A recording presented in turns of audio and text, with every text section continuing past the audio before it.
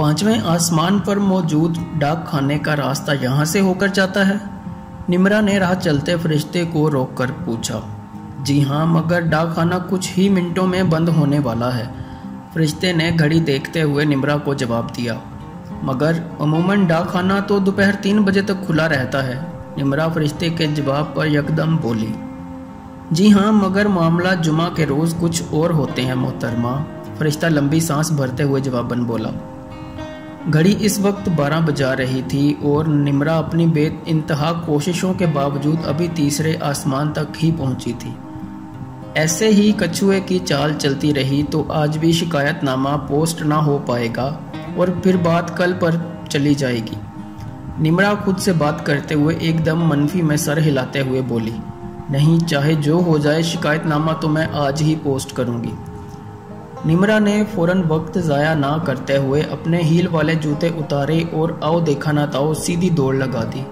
निम्रा इतनी तेज़ भाग रही थी जैसे हवा के घोड़े पर सवार हो।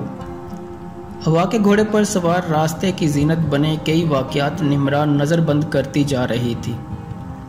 5वें आसमान पर मौजूद डाक खाने के रास्ते में कई बागात पड़ते थे जो हर लिहाज से हसीन और पुरसकून थे। इन बागात को नज़रबंद करते हुए कई बार निम्रा का दिल किया कि कहीं रुककर आराम कर ले, मगर जहन पर सवार शिकायतनामे का ख्याल उसका हौसला टूटने ना देता। बिल आखिर निम्रा डाक खाने के बाहरी दरवाजे से दाखिल हुई। सवालियों की लंबी कतार देखकर निम्रा हैरत ज़दा रह गई। हर कोई अपना खत पोस्ट करने की उम्मीद लिए डाक खाने के बुनियादी दफ्तर के बाहर अपनी बारी का इंतज़ार कर रहा था। निम्रा मन ही मन सोचने लगी, मैं वाहिद नहीं हूँ जो अल्लाह को शिकायतनामा भेजने की नीयत से आई हूँ। मेरे अलावा और बहुत से हैं और भी हैं जो अपनी मौत से खुश नहीं हैं। इंतज़ार करने वालों की कतार में निम्रा का नंबर आखिरी था। घंटा इंतज़ार करने के बाद आखिर वो वक्त आ ही गया जिसका निम्रा को बेसब्री से इंतज़ार था। जैसे ही निम्रा डाक खाने के बुनियादी दफ्तर में दाखिल हुई तो उसकी नज़र उस फरिश्ते पर पड़ी जो अल्लाह के नाम लिखे खतूत पोस्ट करने का काम सर अंजाम देता था। वो फरिश्ता बहुत जल्दी में था। उसने निम्रा को खुशामदीद कहे बगैर ही अपने काउंटर पर बंद का बोर्ड लगा दिया। दफ्तर बंद हो गया है, आप अगले हफ्ते तशरीफ़ ले आइएगा, फरिश्ते ने निम्रा से माजरत करते हुए कहा। देखें, मैं बड़ी मुश्किल से यहाँ पहुँची हूँ आज, और मेरा आज ये ख़त पोस्ट करना बहुत ज़रूरी है, निम्रा फरिश्ते से इल्तिजा करते हुए बोली।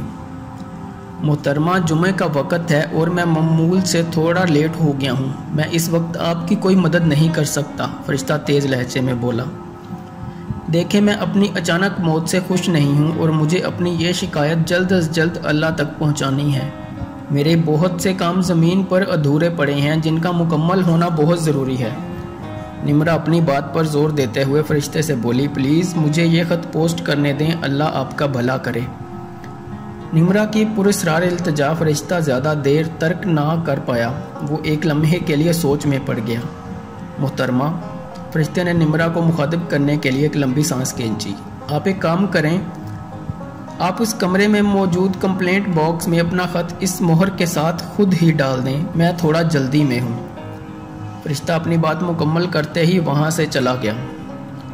अब उस खाली डाक खाने में निम्रा अपने शिकायतनामे के हमरा तनहा खड़ी थी। फरिश्ते ने जिस जानिब इशारा किया था वो कमरा बुनियादी ऑफिस के शुमाल में वाक़या था।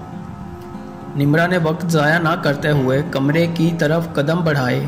कदम बढ़ाते हुए निम्रा के हाथ अपने बाएं कंधे पर लटके हुए पर्स से शिकायतनामा निकालने में मसरूफ़ थे। जैसे ही निम्रा अपने दाएं हाथ में पकड़ा शिकायतनामा लेकर कमरे में दाखिल हुई, इसकी नज़र थोड़ी दूर पड़े कंप्लेंट बॉक्स पर पड़ी जो खाली था। ये डब्बा खाली कैसे हो सकता है जबकि बाहर लगे सवालियों के हजूम की मैं खुद गवाह हूँ। निम्रा ये सब सोच ही रही थी कि अचानक उसकी नज़र कंप्लेंट बॉक्स से थोड़ा दूर रखे एक और बॉक्स पर पड़ी जिसके बाहर थैंक यू लिखा था। वो बॉक्स इस कदर भरा हुआ था कि उसके ऊपर वाली सतह पर मौजूद कुछ खतूत आसानी से निकाले जा सकते थे।